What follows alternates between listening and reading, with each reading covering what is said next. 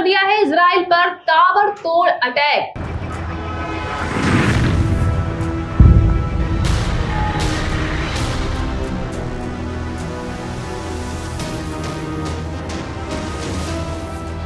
जी हाँ, जहां ईरान की इस ताकत को देखकर अब कांप उठी है दुनिया। अब क्या होगा इजराइल का अगला कदम? बताते चले कि ईरान ने मंगलवार को यानी 1 अक्टूबर को देर रात इजराइल पर तकरीबन 200 के करीब बैलिस्टिक मिसाइलें दागी। देखते ही देखते इजराइल का पूरा आसमान मानो जैसे आग के लपटों में समा गया। ईरान ने इस हमले को हिजबुल्लाह चीफ नसरुल्लाह और हमास लीडर इस्माइल हानिया की मौत का बदला बताया है। तो वहीं नेतन्याहू ने ईरान को अंजाम भुगतने की दे दी है कड़ी चेतावनी। ईरान ने इस हमले को ऑपरेशन ट्रू प्रॉमिस 11 नाम दिया है, जहां इजराइल पर हमला करने के लिए ईरान ने बैलिस्टिक से हाइपरसोनिक मिसाइल का इस्तेमाल किया। तो चलिए जानते हैं कि ईरान ने हमले के लिए किन किन मिसाइलों का प्रयोग किया और कितनी ताकतवर है और इनकी मारक क्षमता क्या है। और हम जानेंगे कि ईरान और इजराइल में से कौन है सबसे ज्यादा ताकतवर, किसके पास है ज्यादा हथियार। तो वहीं ईरान की इस्लामिक रिवोल्यूशनरी गार्ड कॉर्प्स ने बताया है कि हमने इजराइल के 3 सैन्य ठिकानों को टारगेट किया है। इसमें नेवातिन जिसमें F-35 विमान है, नेजारिम जिसमें कि सैयद हसन नसरुल्लाह की हत्या में इस्तेमाल किए गए, वहीं F-15 जेट रखे गए थे और तेल अवीव के पास तेल नोफ बेस को फतेह हाइपरसोनिक बैलिस्टिक मिसाइल से हमला किया गया। ईरान और इजराइल में से कौन सबसे ज्यादा ताकतवर है, इसके पास कौन सा हथियार है? तो पहले बात करते हैं सेना के बारे में। पहले ईरान की बात करें जिसकी आबादी करीब 9 करोड़ के आसपास है। ईरान की कुल जीडीपी 413 बिलियन डॉलर के करीब है। वह international institute for strategic studies के मुताबिक ईरान का रक्षा बजट 7.4 बिलियन डॉलर है, जो जीडीपी के मुकाबले 2% के आसपास बैठता है। ईरान दुनिया की 14वीं सबसे बड़ी मिलिट्री ताकत है और मिडिल ईस्ट में सबसे बड़ी सैन्य ताकत भी रखता है। अब बात करते हैं हथियार की। ईरान की सबसे बड़ी ताकत उसकी बैलिस्टिक मिसाइलें हैं। अमेरिका खुफिया निदेशालय की एक रिपोर्ट के मुताबिक पूरे मिडिल ईस्ट में ईरान ऐसा देश है जिसके पास सबसे ज्यादा बैलिस्टिक मिसाइलें हैं। वहीं बीबीसी की एक रिपोर्ट की बात करें तो 1980 के दशक में पड़ोसी देश इराक से लड़ाई के दौरान ईरान में अपनी मिसाइल सिस्टम पर काम करना शुरू किया और फिर अगले एक दशक में उसने छोटी दूरी की सैकड़ों मिसाइलें डेवलप कर ली। हाइपरसोनिक मिसाइल, जी हाँ, ईरान ने इस बार इजराइल पर जिन हाइपरसोनिक मिसाइलों से हमला किया है उसे पिछले साल जून में ही दुनिया के सामने रखा था। ये साउंड की स्पीड के मुकाबले 5 गुना तेजी से चलती है और इनको इंटरसेप्ट करना बहुत मुश्किल होता है।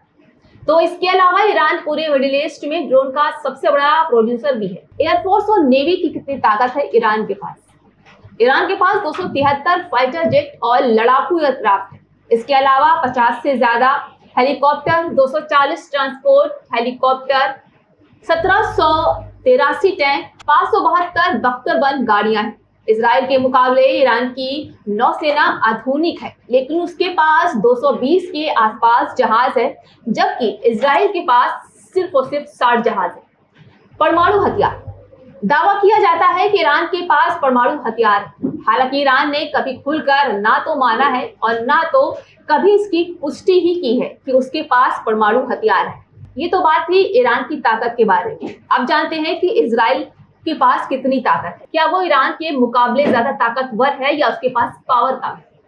सेना, ग्लोबल फायर पावर इंडेक्स की रिपोर्ट के मुताबिक इजरायली आर्मी दुनिया की 20वीं सबसे ताकतवर आर्मी है। इजरायली सेना में 1,69,500 एक्टिव सैनिक है, 6,34,500 सैनिक है। सैनिकों के मामले में वो ईरान से पीछे है, जहाँ इजराइल का डिफेंस बजट ईरान के मुकाबले 7 गुना ज्यादा है। इजराइल के पास कम से कम 1 दर्जन परमाणु हथियार भी है।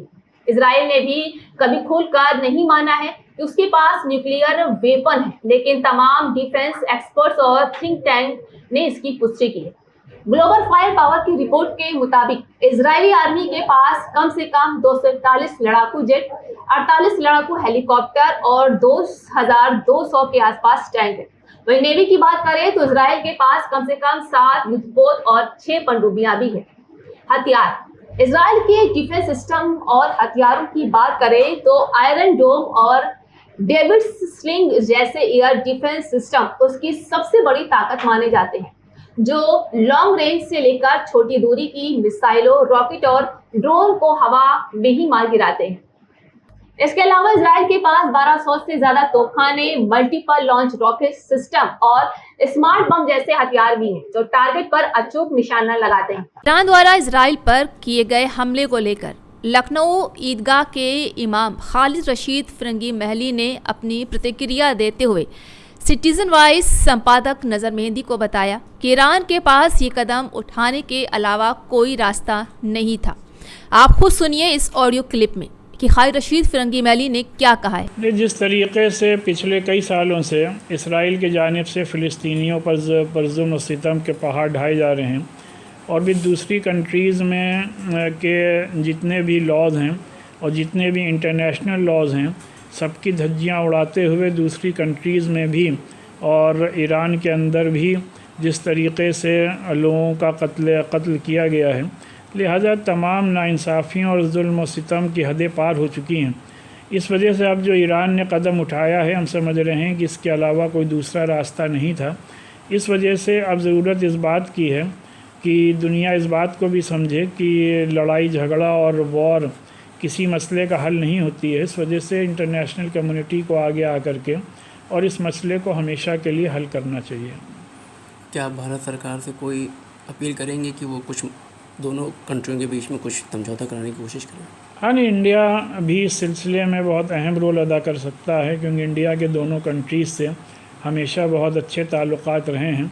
तो इंडियन गवर्नमेंट को भी अपना एक पॉजिटिव रोल प्ले करते हुए आगे आ करके इस मसले को हल करने की हर मुमकिन कोशिश करनी चाहिए।